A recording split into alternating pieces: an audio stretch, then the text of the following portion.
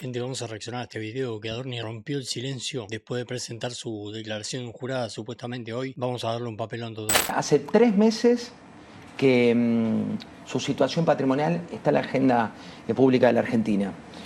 Haciendo cuentas, el presidente dijo el 6 de mayo que los papeles suyos estaban listos, pero pasaron 35 días. ¿Cuándo va a presentar esa declaración jurada? Las declaraciones juradas, la 2025, que es la que vence el 31 de julio próximo, la presenté antes de entrar acá. Y también presenté las declaraciones juradas rectificativas 2023 y 2024, siempre hablándote de la Oficina Anticorrupción, ¿no? ¿Por qué tardó tanto? No, a ver, dame 2 minutos que te cuento primero un poco la historia para que se entienda el contexto de todo lo que fue pasando. Yo, toda mi vida, desde los 18 años, incluso antes, trabajé en el sector privado. Por supuesto, bueno, después a lo largo de mi vida me crucé con mi mujer. Mi mujer también toda la vida se dedicó al sector privado, e incluso hasta el día de hoy trabaja en el sector privado. Y lo cierto es que, bueno, toda la vida, por supuesto, ahorramos. Lo hicimos en negro, como lo ha hecho seguramente la mayoría de los argentinos que tuvo la suerte de ahorrar. Llegó me voy rápido al 2023, yo me entero el presidente me convoca para ser en aquel momento vocero presidencial, unos días antes, esto es de público conocimiento, el presidente me convoca prácticamente de un día para el otro, en todo el contexto que estábamos en el 2023, ¿no? O sea, más allá de 25 años trabajando en el sector privado y el salto a la función pública, lo que ocurre ahí es que vos pensás que entrábamos en un barco que estaba chocándose contra la hiperinflación. Teníamos 2.000 puntos de riesgo país, 60% de pobreza, teníamos la bomba de las LELIC, teníamos toda una vieja política que nos estaba atacando, con un país al borde del precipicio, más todo lo que uno incorpora, lo que uno tiene que incorporar en la función pública. Una de esas cosas que uno tiene que hacer es, por si la gente no lo sabe, cuando un funcionario público asume, tiene que presentar lo que se llama la declaración jurada de inicio patrimonial ante la Oficina Anticorrupción. Cuando inicia la función pública, que es como la foja cera, la base 100 de quien empieza la función pública. Exactamente, que eso lo tienen que hacer absolutamente todos los funcionarios. En mi caso, como te decía, también la tuve que hacer, de hecho me la hice yo, en su momento eran épocas donde, para que se entienda bien el contexto, eran tiempos donde no dormíamos, ¿no? Tiempos donde era toda una locura. Lo único que hacíamos era apagar los incendios que nos había dejado la administración anterior. Presento mi declaración jurada de inicio, donde lo que hago es copiar básicamente mis declaraciones juradas patrimoniales que yo venía haciendo, donde no había incorporado el ahorro que había hecho o que habíamos hecho con mi mujer durante toda la vida, y arrastro ese error y lo sigo arrastrando hasta el 2000. Bueno, este año, en marzo, creo que el 12 o el 13 de marzo, me denuncian por enriquecimiento ilícito.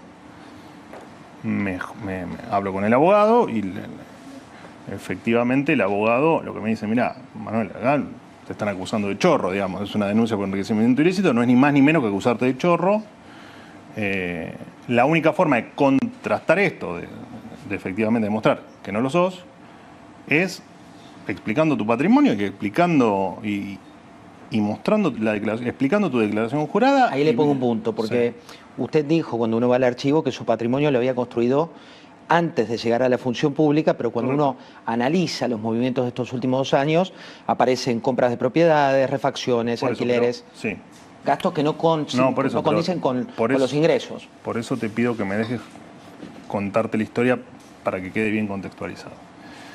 El abogado lo que me dice: mira, reconstruyamos tu patrimonio, andame contando cómo efectivamente llegás a tener lo que tenés, cosa que efectivamente ocurre. También le cuento de mi ahorro que había generado en mi vida privada, en mis 25 años de actividad privada, que había tenido en negro, o que habíamos tenido, como te dije, en negro con mi mujer. Y ahí lo que me explica el abogado es, mirá, es hasta de segundo orden si el ahorro lo tuviste en negro, lo tuviste o no lo tuviste en negro. Lo que vos tenés que demostrar, precisamente porque te están acusando de chorro, que el ahorro lo conseguiste o lo hiciste o lo generaste previo a tu función pública, ¿no? Que es el eje de la denuncia de enriquecimiento ilícito. Bueno, ahí me pongo a rearmar la historia con él, digamos. Yo, como te dije, empecé a trabajar a los 18 años. Mi primer dinero, por así decirlo, lo hago cuando fallece mi papá en el 2002, que el dinero que me encontré que nos encontramos con mi hermano en el departamento. Después, en el 2000, seguimos trabajando. Después yo en el medio conozco a mi mujer, nos casamos, seguimos trabajando, unificamos los ahorros. Después, en el 2013, yo me empiezo a incursionar en el mundo del Bitcoin. Después, en el 2014, empiezo efectivamente a invertir fuerte en Bitcoin. Eran otras épocas, te estoy hablando de hace 13 años atrás, ¿no? De hecho, en aquel momento mi mujer no estaba muy de acuerdo, era algo medio abstracto en su momento. Entre 2014 y 2018, efectivamente, ganamos bastante dinero con esta inversión. Después, en el medio, yo soy papá. ¿Cuánto ganó? Mira, ahí yo más o menos teníamos, reconstruyendo la historia con mi mujer, invertimos aproximadamente unos $200.000 y ganamos aproximadamente unos $300.000. ¿Y por qué no lo declararon? Déjame que te termino de contar. No lo declaramos porque la manera de escaparte de la política, de la vieja política, antes era ahorrando en negro. Esto lo sabe el 99% de los argentinos que tuvieron como te contaba al principio, como te decía al principio, que tuvieron la suerte de poder tener un ahorro. Esto es... no se me hubiese nunca ocurrido ahorrar en blanco, menos aún en aquellos años. Cuando, yo en el medio soy padre, en el 2015 soy papá de mi primer hijo. No sé si sos papá o no, pero cuando sos padre te volvés un poco más conservador. Y ahí, decidimos que nosotros queríamos tener 2 hijos, que de hecho después Dios nos dio la gracia de que eso termina pasando. Pero habíamos llegado a un umbral de ahorro que, era como un seguro, te volvés conservador y era medio como un seguro de vida que teníamos para la educación de nuestros hijos o de nuestro futuro hijo. Y ahí nos retiramos, de esa inversión. Después seguimos, ahora te cuento por qué te doy el detalle de esta inversión. Después la vida siguió, seguimos trabajando, parte del dinero lo gastamos, después la vida continuó, ¿no? Te estoy hablando de hace varios años atrás. Y ahí con el abogado nos damos cuenta que, en realidad yo me doy cuenta que esa era la manera porque el tema es cómo demostrás que el ahorro, todo el ahorro que vos generaste, que tuviste en negro durante 25 años de tu vida, ¿no? Era el kit de la cuestión. Y efectivamente ahí yo le cuento al abogado que eso tenía unas billeteras y tenía unas claves y tenía una serie de cuestiones que era documentación que podía llegar a ser documentación respaldatoria de que la existencia del dinero era previo a la función pública. Sí, ahí lo que me pasa es que la documentación yo había tenido, ya después fue de público conocimiento, pero yo había comprado la casa de Indio Cuá, me había mudado a Caballito. Yo ahora lo voy a llevar a recorrer cada una de las propiedades. No, está bien, pero no iba a entrar en el detalle, pero sí no tenía la documentación a mano, me llevó un tiempo encontrar esa documentación. O sea, usted no sabía que esa documentación de las criptomonedas la tenía... No, yo sabía que la tenía, no sabía... Yo hice 1.000.000 de operaciones con criptomonedas, sabía que mucha documentación no la tenía, pero sí sabía que mis billeteras, que en ese momento le llamaba billeteras de liquidación, donde terminaba mi operación, yo sabía que la documentación me la había guardado porque, de hecho creo que alguna vez te lo conté en privado, entre otras cosas soy coleccionista de computadoras viejas y de cosas viejas, y en ese momento para mí, más allá de que la ganancia fue muy importante, fue como el trofeo, fue guardarme el trofeo de las operaciones. Entonces yo sabía... ¿Cómo? ¿De cuál cripto está hablando? De Bitcoin. Bitcoin. ¿Y de qué año estamos hablando?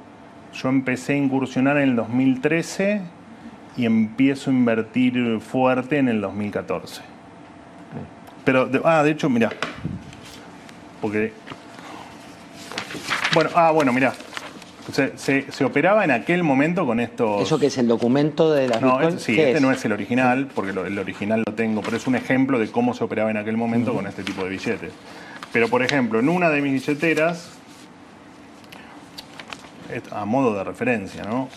Yo, por ejemplo, en agosto 2017 compré 13 bitcoins a $3.356. Después, unos días después, compro un bitcoin más por $3.330. En noviembre, el 2 de noviembre a las 11 de la mañana, compro un bitcoin más por $7.234. Y después empiezo a liquidar, no sé, liquido en esa misma billetera, liquido 10 bitcoin en el 28 en 5 meses después, en marzo 2018, a $8.824 y liquido el total de la billetera, que eran los 5 bitcoin restantes, en 6.845. Bueno, acá se dio justo que es una billetera donde en la última compra pierdo porque compro a 7.200 y vendo a 6.800. ¿Esto lo incluyó en la declaración? Pero esto que te estoy leyendo acá, que es una de las billeteras, todo esto viene de la tecnología blockchain, que es inviolable, no se puede modificar, queda guardado de por vida, está guardada desde la primera operación de Bitcoin hasta la última que ocurra dentro de 500 años.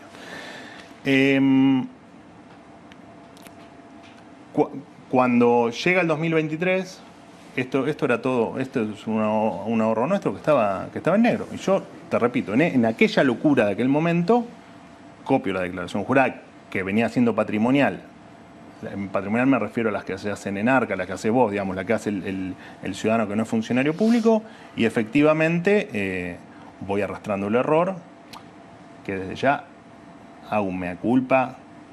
Por supuesto que cometí un error. De hecho, voy a pagar hasta el último impuesto que me corresponda pagar, hasta la última multa, todos los intereses, todo lo que devenga de este error. Pero ni soy un chorro, todo lo hice en la actividad privada y de hecho nunca tuve un cargo público. Jamás en mi vida tuve un cargo público, ni mi mujer ni yo. Mi primer cargo público fue el 10 de diciembre de 2023. El 10 de diciembre de 2023 cuando el presidente Milei me convoca. ¿Por qué no lo dijo antes? Porque, no, a ver, acá hay dos temas. Yo soy jefe de gabinete de ministros de la Nación. Yo me tengo que atener indefectiblemente a los pasos judiciales, a los tribunales de justicia. Yo no puedo responder al tribunal mediático que además desde el primer día me juzgó y me condenó y me trató durante 3 meses como chorro. Yo tengo que, por una cuestión aparte de responsabilidad institucional, tengo que efectivamente responder a los pasos judiciales. Entonces, cuando ocurre que me hacen la denuncia por enriquecimiento ilícito, yo sabía, cuando empieza a juzgarme este tribunal mediático, yo estaba convencido que no importa lo que yo diga, no importa lo que yo explique. No tenía ningún sentido que yo explique sin dos condimentos. La declaración jurada y la documentación que me respalde lo que te estoy diciendo y que efectivamente el ahorro era previo a mi función pública. Lo que pasa es que quien juzga es un juez. Un periodista lo que hace es preguntar y con la respuesta se da a la sociedad, que en definitiva es lo que uno trata, cierta claridad. Le voy a preguntar por Indiocuá, ¿no? Usted pagó $120.000. No estaba en la declaración original, no estaba en el anexo original. ¿Cómo justifica eso? No, a ver, primero te cuento el origen de Indiocuá. Yo en Indiocuá, que de hecho le mando un abrazo grande a toda la comunidad de Indiocuá, que es una comunidad que me dio mucho apoyo, me contuvo mucho en todo este tiempo, porque obviamente pagaron los costos adyacentes de toda la situación, especialmente la mediática. Así que les agradezco por eso. Yo bastante antes de la función pública, había alquilado una casa en Indiocuá, casa que... Un alquiler de $21.000. Un alquiler, no, era mensual, sí, no me acuerdo el total. Un alquiler que no, dije, lo totalizaron en los medios, pero no, un alquiler que yo he hecho por 2 meses y que lo había hecho a mitad del 2023, digo, para enero y febrero del año siguiente, porque yo me iba a ir una especie de vacaciones ahí. A mí me ocurre un episodio, yo a los 4 días de asumir, o sea, yo asumo el 10 de diciembre, al viernes siguiente, que creo que fue 14, yo tenía unas entradas para ir a ver un recital a La Plata con parte de mi familia, digamos, mi mujer y mi hermano y mi cuñada, y no sé si había alguien más. Cuando salgo, a los 4 días de asumir, me salgo del recital y a las 2 o 3 cuadras recibo una emboscada, digamos, una agresión brutal de parte, no importa, uno sensibilizado, digo, pero por supuesto pasamos un momento absolutamente espantoso. Y después, eso me quedó, por supuesto, en la cabeza y empecé a darme cuenta que empezaba a tener problemas de seguridad. Pero lo que yo en ese momento tenía mi nena de 3 años y medio y mi nene de 8 años y medio más o menos, cuando asumí. Y cuando empiezo a ir a Indiocuá, a partir de enero, del 31 de diciembre creo que empiezo a ir a Indiocuá, a esta casa alquilada, me doy cuenta que en mi vida con los nenes, en términos de ir a un cine, a un teatro, a una plaza, digamos, todo eso se había terminado. Por las agresiones que yo no podía permitir que me agredan adelante de mis hijos. No lo permito hoy, no lo voy a permitir nunca. Y conviviendo en Indiocuá me doy cuenta que efectivamente es un lugar donde yo tenía que indefectiblemente ir a pasar los fines de semana, porque no, era la manera de proteger de poder hacer 2 cuadras, de dar una vuelta a manzana sin tener el miedo que algún inadaptado me pueda agredir.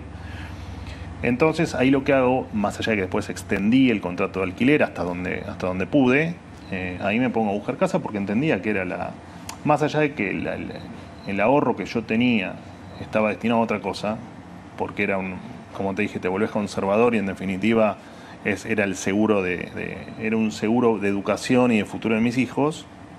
Lo que me ocurre ahí es que me doy cuenta que eso no podía, digamos que tenía que destinar parte del dinero parte del dinero yo lo había utilizado en viajes y había hecho otras cosas, pero a lo largo de los últimos años. Pero sí me di cuenta que tenía que irme a vivir a Indiocuá. Y ahí empiezo a buscar la casa y encuentro esa casa. ¿Y por qué no estaba en la declaración?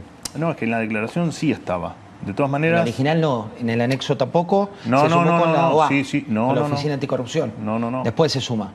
No, la confusión es esa. La confusión es que yo no tenía declarada la casa, porque esa casa estaba escriturada, no importa, detalle de la escritura, pero estaba escriturada 100% a nombre de mi mujer, entonces la había declarado ella y no se veía en la declaración jurada. O sea, estaba en la siempre estuvo declarada. De su mujer.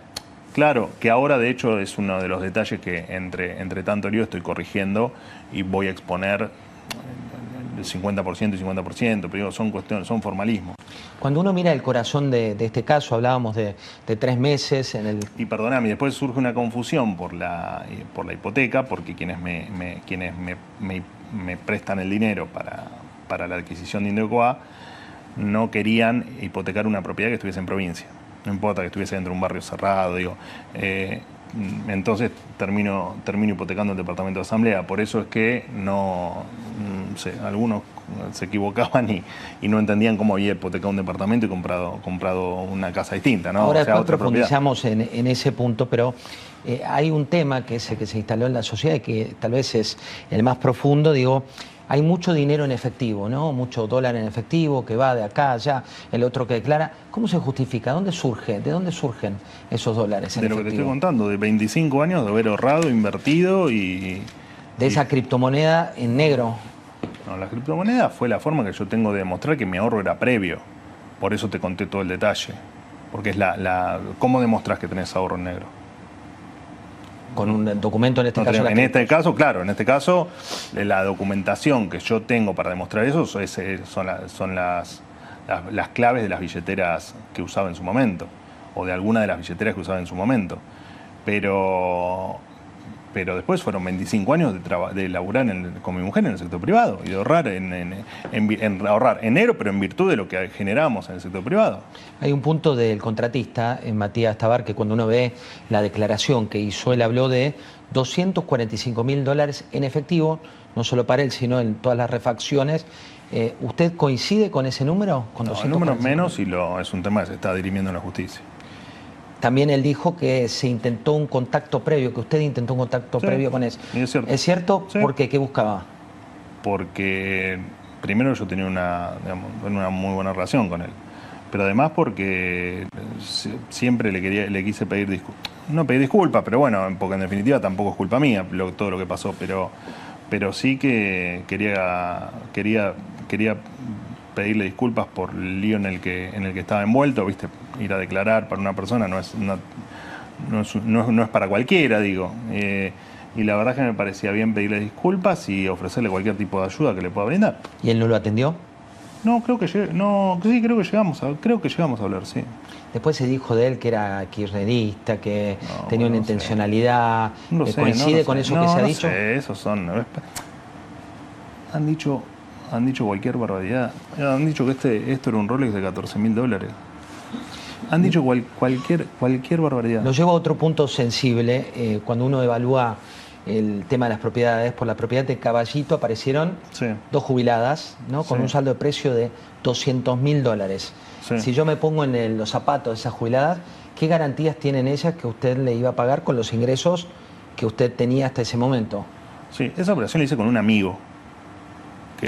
El amigo es el hijo de las jubiladas. Sí, no sé por qué las rotularon como jubiladas. Una es la mamá de mi amigo. Es una operación que yo, dentro de mis problemas de seguridad, digamos, o de los temores que empecé a tener con mis hijos y de las situaciones que me ocurrían, de hecho esto lo conté en otras oportunidades, yo en el departamento de asamblea tenía vecinos con mucha hostilidad. De hecho, tenía una terraza grande donde me tiraban cosas de los pisos de arriba, me agredían en los pasillos. Y era una situación que llegó a un punto que era insoportable, porque imagínate llevar a tu nene de 5 años o de 10 años y que te agredan en un pasillo de la casa donde vivís. Entonces, mi amigo Pablo sabía que yo me tenía que mudar, digamos, que tenía una urgencia. Él tenía ese departamento disponible. Me dijo, che, mirá, lo estoy terminando de pintar o de no sé qué, mudate de un día para el otro, digamos. ¿Con la rectificación de la declaración tiene los fondos para pagarles? No, no, por supuesto que sí, pero para que quede claro, mi amigo me dice, vení, mudate, después cuando vendés asamblea, me pagás, no hay problema. Y la verdad que quisimos formalizarlo todo en un instrumento que es la escritura con hipoteca y no fue más que eso, digo. Y en realidad, de hecho, esa hipoteca, dentro de las barbaridades que dijeron, esa hipoteca no solo que no tenía interés, sino que no tenía vencimientos de capital. Y se puso un vencimiento de 1 año, pensaba en una operación con un amigo. ¿A qué se refiere con barbaridades? ¿Cómo? ¿A qué se refiere con barbaridades? ¿Qué se dijo que yo pagaba, esa era una hipoteca de 10 cuotas de $20.000, que lo de las pobres jubiladas, la verdad es que nunca, no sé cómo siempre repetían lo mismo, sin entender que una operación entre amigos, una operación absolutamente lícita y absolutamente normal y habitual. Digo, y lo que pasó fue que le tuvimos que poner un vencimiento a la hipoteca, que fue de 1 año, porque efectivamente así la ley lo marca. Digo, vos no podés hacer una hipoteca sin plazo, pero O sea, el préstamo en ese caso fue de amigos, no fue una cuestión contra ninguna garantía, ni... Sí, la garantía hipotecaria, pero se hizo la garantía hipotecaria porque era la forma de hacerlo. Digo, si no le pago a mi amigo, me la extenderá en el tiempo. Digo, no tiene la urgencia con eso. Otra de las cuestiones que revisé a fondo tiene que ver con sus tarjetas de crédito. Pero perdón, porque si no parece que decía qué barbaridades dijeron. Han dicho hasta que me había puesto una inmobiliaria. Digo, han dicho que me parecía Lázaro Báez. Han dicho cualquier barbaridad. Sí, nosotros no, pero... No, está bien. ¿Sabes lo que pasa? Vos hoy me preguntabas por qué no lo dije antes, ¿no? Y precisamente porque vos sos un tipo de buena leche y puedo entender que varios de tus colegas también lo son, pero vos sabés la cantidad de gente que hay atrás tuyo queriendo destruir al gobierno. ¿Sabés la cantidad de gente que hay atrás tuyo pegándome a mí para pegarle al presidente Milei? Entonces... ¿A qué se refiere con atrás tuyo? Otros colegas tuyos, digamos, parte del periodismo que no le importa la verdad, que le importa Lo llevo pegarle al a presidente. tarjetas de crédito, ¿no? Uno mira... No, pero sí, perdóname. Sí. Ya te contesto la pregunta. Pero yo me mudo a Indiocuá por un tema de poder disfrutar con mis hijos una vuelta a manzana, digamos. Y poder llevarlo a los juegos y poder tener un rato con ellos sin tener riesgo. Y la propiedad de Caballito es porque en el otro lugar no podía vivir también, por las agresiones que recibía. Gente, bueno, como les digo siempre, gracias por ver el video hasta acá, gracias por quedarse, pónganle me gusta si pueden, comenten. Esta parte del video no hace falta que la miren, yo hago un pequeño descargo y también para debatir con la gente del chat y todo. Quería mencionar ahora el tema de Esper, de Spagnuolo, ¿no? Spagnuolo ya procesado, Esper exiliado en su casa sin salir prácticamente, según lo que dicen, no estoy chamullando, se supone que está recluido en su casa y no quiere prácticamente ni salir, pero bueno, el gobierno que decía que venía a terminar con el choreo, que decía que venía a terminar con el curro, con los políticos chorros, ¿no? Todo lo que el verso ese. Y finalmente los audios de Spagnuolo, que terminó procesado, todo el gobierno decía que era mentira, que no, que eran de ya, que eran falsos. Terminó siendo todo real, terminó el chabón procesado. Esper con lo de Fred Machado recluido en su casa, como les dije. Probablemente muchas cuestiones más de corrupción. Demian Redel, que renunció hace un par de días de la nucleoeléctrica, no se sabe por qué. Un montón de gente que le renuncia al gobierno. Lo del INDEC, ¿no? Que ya por ahí va quedando viejo, pero fue hace unos días. Nos vamos olvidando de todo porque va pasando demasiadas cosas. Y nada, ¿no? Para mí no hay que naturalizar todas esas cosas que fue pasando, todos los traspiés que ha tenido el gobierno con la corrupción, con los sobreprecios en cosas. Lo de la Andy es una vergüenza con Spagnuolo, como hablábamos al principio. Involucraban a Karina y de ahí no se habló más nada. Llegó hasta Spagnuolo, ¿viste? La verdad, una vergüenza total. Muchos de ustedes también seguro no se olvidan, obviamente. Pero bueno, después otra cosita que nada que ver con esto, pero quería agregarlo también a la parte del video. Hay algunos que a veces comentan que exagero un poco a veces con los títulos. Miren, yo trato de no hacerlo, me gustaría no hacerlo, pero la realidad es que si no lo hago, por ejemplo, por las estadísticas que da YouTube, hay muchísimos de ustedes después que no entran a los videos, por ende se difunden menos, llegan a menos gente, y la realidad es que es algo crucial. Entonces la verdad que es parte de las reglas del juego. Yo trato de no insultar, de mantener el respeto,